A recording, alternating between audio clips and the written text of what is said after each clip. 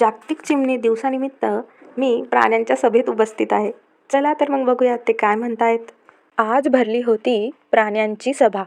सोंड वर करून सांगा कोण आहे उभा.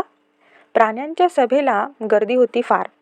पण या सभेचं नेमकं काय आहे सार. इतक्यात प्राणी बोलले, माणसे आमचे तोडता आहेत निवास. आणि वरून म्हणतात आम्ही आता दिसत नाही सर्रास. आता तुम्ही सांगा आम्ही जायचे कुठे. तुमच्या भागात आलो तर तुम्हाला आमची भीती वाटे. आता एक गाणं तर झालंच पाहिजे ना. नानी